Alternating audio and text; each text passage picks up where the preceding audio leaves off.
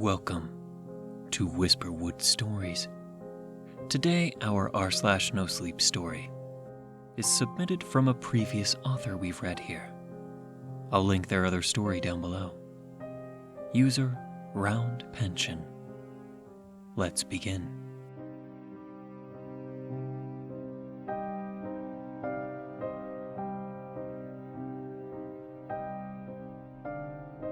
Part 1. Everyone but me is dead, and I'm no longer in Antarctica. As I write this, it is currently 22:26 hours on April the 3rd of 2025. For now, my name is Rich. I cannot say much about who I work for, other than that I was a US-related personnel who had been assigned to a remote research station deep within the East Antarctic Plateau, in the vicinity of Vostok and Concordia Station. I'm leaving this memo in case something were to happen. In Antarctica, nothing drifts off course by accident.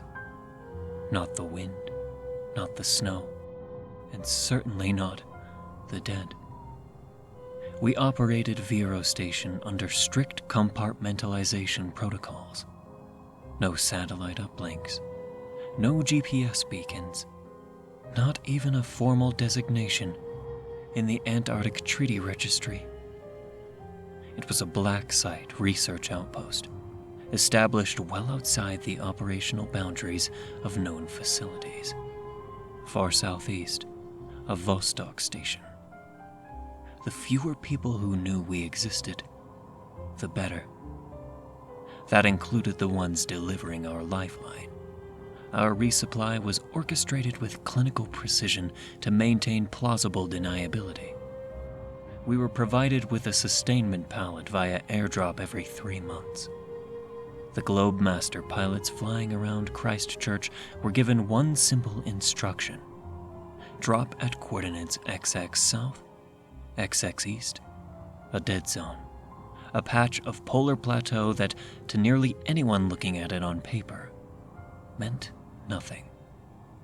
The crews didn't know who or what they were supplying, just that they were to fly a designated corridor under MCOM and drop a sealed pallet from altitude at a timestamp synchronized with satellite overpass windows. The idea was simple. Even if someone intercepted the flight data, saw them on radar or observed via eyesight, they still wouldn't be able to trace it back to us. My role here was equally stripped down. I knew nothing of what my other colleagues' business was. Just the basics. We were there to do science things. I was the field systems tech, electrician, diesel mechanic, infrastructure maintenance, comms specialist, everything short of med and bio. Titles like systems specialist sounded tidy on paper, but in the field it meant I was the one crawling through snow drifts, with a multimeter in my teeth and a wrench in my glove. When the drop window opened, I was to drive exactly 25 statute miles due true north, 0 degrees by Fluxgate compass, from the station's hidden position. GPS devices were explicitly restricted. We had several GD300s locked in the comms rack in a Faraday cage, encrypted and off-network, but they stayed off unless under direct instruction or in the case of an extreme life-threatening emergency. No tracking, no transmissions, no exceptions. The BV-206, a dual-cab, articulated tracker carrier designed for deep snow traversal, was our workhorse. The Norwegian Hauglands had been retrofitted with a reinforced fuel bladder, insulated cab seals, and a military-grade Arctic preheater. It handled well over uneven snowpack in Sastrugi, and its low ground pressure let it float over most drifts. Navigation was done the old-fashioned way: map grid, magnetic bearing, Fluxgate repeater, and a wristwatch. I left mid-morning. Weather forecasts were clean. A minor low-pressure system over Dome C, nothing unusual. Visibility was sharp. Atmospheric clarity near 100 kilometers. I confirmed my bearing at 000 degrees T and engaged low gear. The BV rumbled across the ice shelf at a modest 25 kilometers an hour, stabilized by the vehicle's independent torsion bar suspension. It was a straight vector. No deviations, no landmarks, just the axial drift of the wind and the view of my only safe haven fading behind me. The trip was expected to take 3 hours round trip at most. Retrieve the crate, return, eat reconstituted stew, no variables. I'd made it, the bright orange chute desperately trying to escape the load in the heavy wind. After unsecuring all 6 crates from the roll-off pallet, I hauled them into the rear cabin of the BV, my fingers aching at their weight through the thick mittens. On return at around kilometer 45, the barometric pressure began to drop faster than forecast. A warm core polar cyclone was forming from the east, surging along a jet stream wobble out of Queen Maudland. The visibility collapsed from 30 kilometers to 300 meters in under 30 minutes. Whiteout. Whiteout isn't poetic, it's literal. No ground, no sky, just a luminous, depthless void. My visibility was reduced to the arc of the BV's forward halogens, twin cones stabbing into the milk. The compass showed 180 degrees T, my return vector. I stayed glued to it like a lifeline. I was blind, and at the mercy of chance I'd stay directly on course. No margin for drift. Luckily, there wasn't much to crash into out here. Just a couple spots we'd plotted previously on the map to avoid crevasses, as well as possible hidden bergschroons and rungkluffs. The BV groaned against the crosswinds, and I kept one hand on the fluxgate repeater, correcting heading in 10-degree bursts as the wind shear pushed me west. All I could do was trust the odometer, correct for any skid slippage, and pray to every mechanical god that the collaboration held. By the time I reached the station perimeter, the entire site was ghosted in stormlight. The heliostat mounts were buried to their elbows in snow, and the steel frame comms tower swayed ominously. I rounded the thermal outbuilding and coasted to a halt in front of the station airlock. Something was wrong. The main door was sealed. Now in Condition 2, the protocol was full lockdown. I knew that. But I also knew my team, Mark, Keller, and Anya, would have had a live band on the UHF. SOP was to monitor the return frequency from the moment I left until I was physically back inside. There was no excuse for silence. I keyed the mic. TARS 5, this is Rich. On final approach, open up. Nothing. I cycled the frequency, tried to back up, even triggered the old tone squelch band we used during maintenance cycles.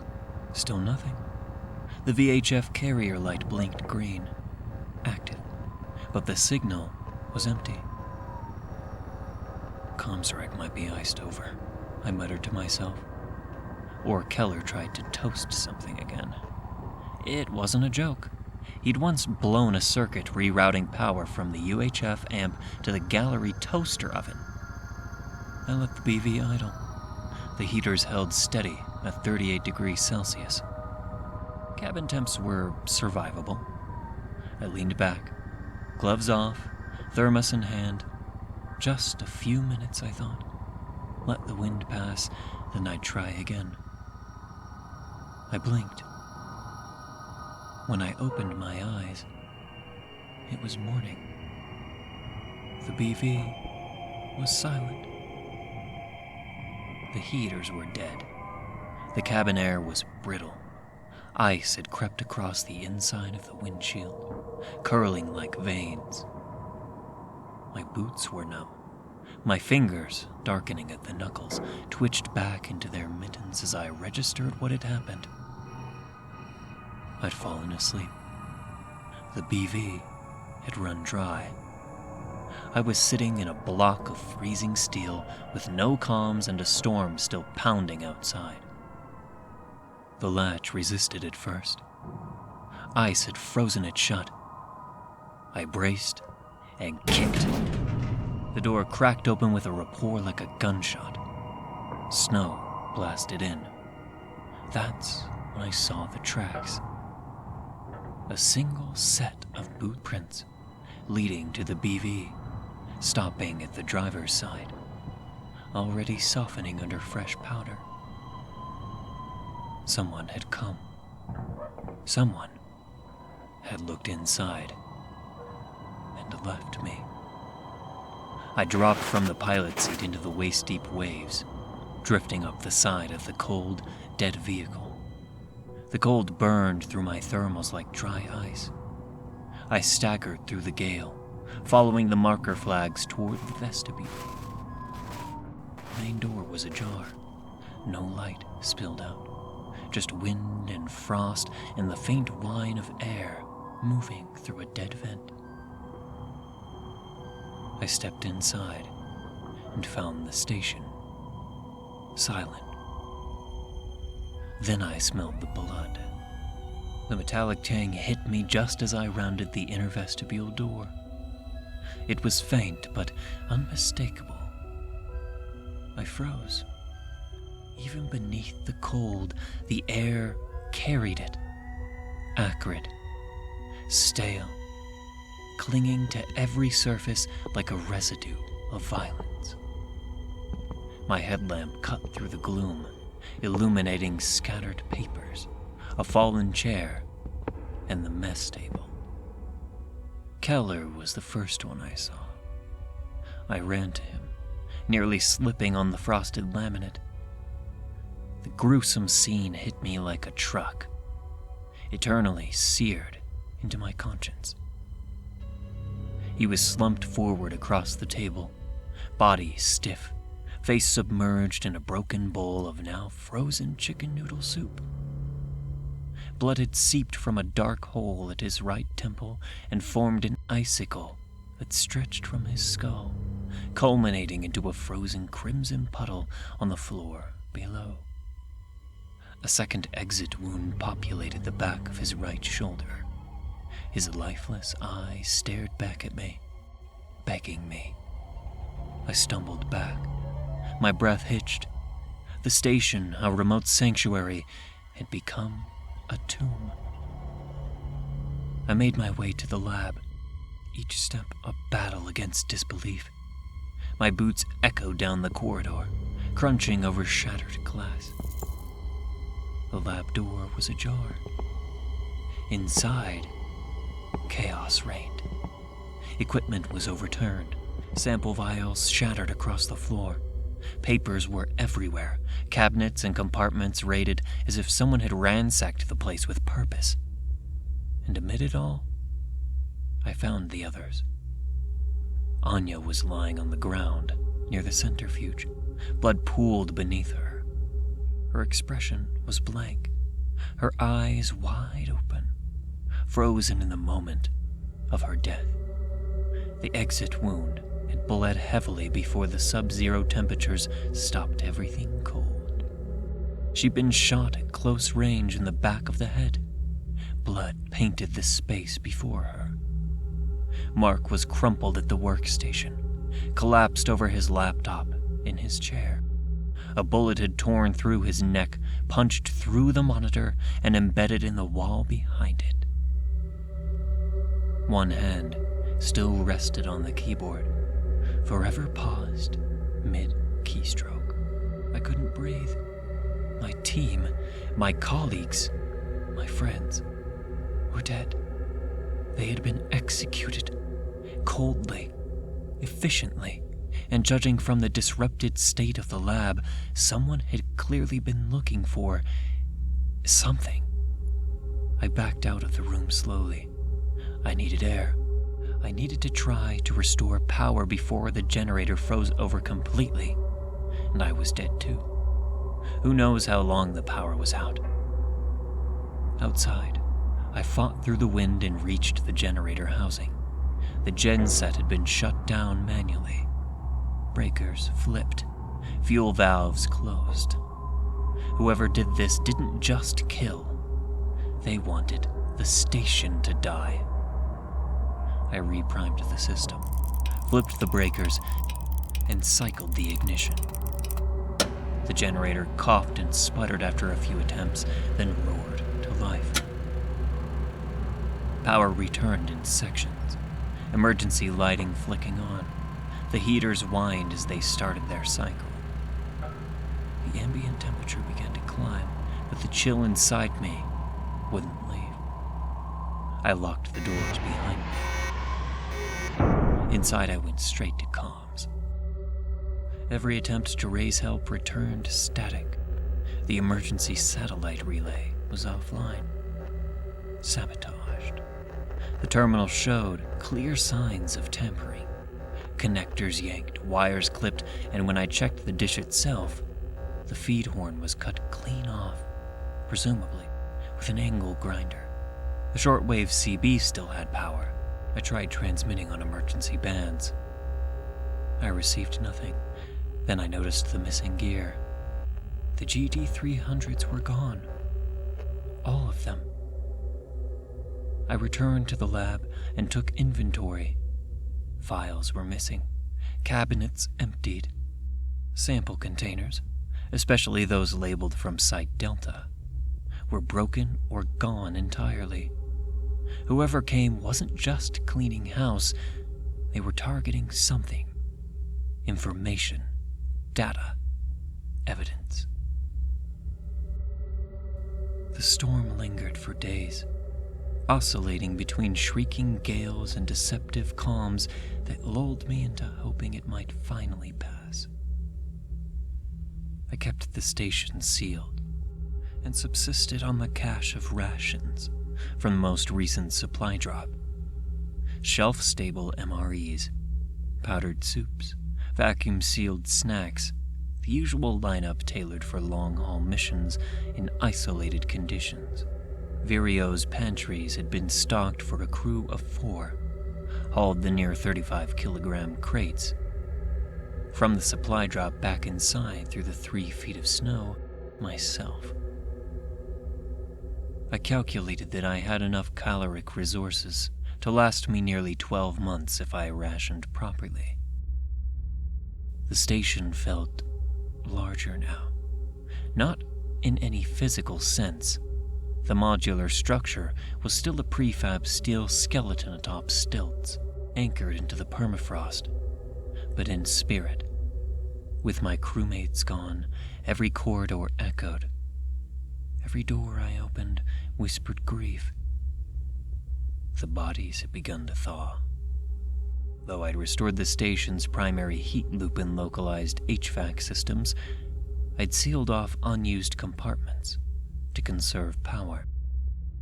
The makeshift morgue, formerly the mechanical storage annex, was too insulated to keep the ambient temperature low enough. The smell had begun to creep into adjacent compartments, a grim reminder of entropy reclaiming order. I took an afternoon, grim and cold, to wrap each of them in thermal mylar and stuff them into surplus sleeping bags. One by one, I carried their remains out into the white. There was a flat patch behind the generator shack where snow accumulated less readily. I used a folding entrenching tool and dug 3 shallow trenches into the permafrost, just enough to lay them side by side. I left markers, simple laminated ID tags on stakes. Thinking back, I may not have even known their real names. With the crew buried and the wind howling outside, I kept to my routine. Morning diagnostics on the generator, voltage checks on the UPS battery rack, thermal readings from the HAB modules. I ran each system through its test cycles manually. The old ways kept me sane. Then, on the 8th day, the generator failed. It didn't sputter. It didn't warn me with flickering lights or a coolant alarm.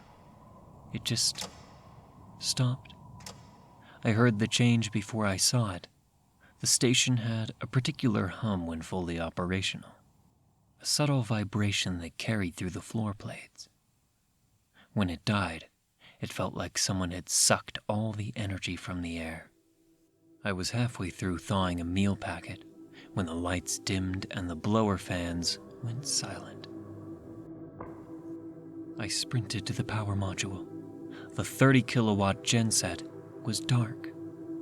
I checked the fuel. Half a tank. Oil level? Good. Battery? Fully charged.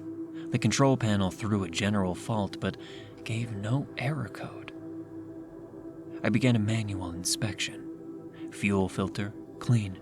Fuel line, no obstruction. Fuel pump, silent. I bled the line, reprimed, tried to restart. Nothing. The solenoid engaged, but the starter didn't crank. I bypassed the ignition relay with a jumper wire. A risky move in any condition, but necessary. Still, nothing. I opened the access panels and felt along the injector rail. Cold. Dead. It was as if the entire engine block had seized despite regular preheater cycles and no prior signs of mechanical stress. With limited tools and no spare components beyond filters, belts, and fluid, I was out of options. The genset was down hard. The solar array, a modest bank of PV panels, ground-mounted at the north side of the station, could only supply about 300 watts during peak twilight. Just enough to trickle charge essential systems and provide minimal lighting. The battery inverter rack still held a decent charge, and I could stretch it by shutting down all non-essential loads. I turned my attention back to the comms rack. The satellite uplink was a loss. Connector severed, circuit boards fried with an unknown, sticky liquid. The coaxial runs had been removed cleanly from their couplings. Not yanked, cut. Whoever did this had a precise understanding of the system architecture. I stripped back the primary line, rerouted bypass power from the UPS, and jumped the feed into the auxiliary port. Nothing. No initialization. No signal lock. The modem was dead. The backup control board had burns scoring across its terminals, and hairline fractures in the SMD components. All I had left was the shortwave CB and the handheld. I keyed up and tried transmitting across every emergency band I could. HF, UHF, Legacy Antarctic Field Ops frequencies, even maritime and aviation SAR channels. Carrier present. Dead air. No one was listening. Or maybe, rather, no one could hear me. And then, I made the call. I'd prepped the Haglunds. Vostok Station was approximately 402 statute miles southwest, across a hellscape of sastrugi and open plateau. It was the only manned facility within range other than Concordia, Russian-operated, and well-equipped. I could only pray they didn't mind a stray American. Concordia was technically closer, but there was no way in. Overwinter crews go into full lockdown. No ingress, no egress. Even in an emergency, they wouldn't break isolation. It's not heartless. It's survival. Opening the station during winter risks internal contamination, depressurization, and exposing the crew to pathogens or unknowns they're not equipped to handle. With no air access or traversable supply route mid-season, it might as well have been on the moon. The only reason we could move outside during winter is because Vireo wasn't a traditional overwinter station. We weren't built for long-term habitation. No pressurized clean room, no medical containment, no psychological screening protocols. We didn't even have the same biosecurity concerns because, officially, we weren't even there. If one of us died, no one asked questions. Concordia? That place is under constant international scrutiny. Vireo was different. Disposable. Vostok was farther, sure, and Russian-operated, which raised questions, but I couldn't see a reason they'd risk killing US personnel over whatever the hell they may have wanted here. And if I was going to make it out alive, it had to be somewhere, anywhere, with a working link to the outside world. Vostok was the only shot I had. I ran through the loadout checklist by hand. Fuel topped off. 4 reserve jerry cans loaded and secured in the aft module. MREs, snacks, and sealed water bricks packed. Jet boil and propane. 2 sleeping systems double-layered with thermal liners. Ice axe, a shovel, pick, and other tools. 3 days of batteries in a vacuum-lined thermal case for my headlamp and flashlight. Trust me, you'd regret if they got wet or too cold. Emergency HF whip and trailing wire antenna mounted on the roof rail, etc. The old machine was idling smoothly now, engine block purring under a preheater cycle. I checked the flux gate compass, zeroed the heading to 189.61 degrees. My intended track to Vostok from our current position, and did one more exterior check of the rig before my departure. I climbed into the operator's seat, sealed the door, and eased the rig forward. The treads bit into the hardened drift, and I left Vireo Station behind. Into the cold, alone, and headed straight into the unknown.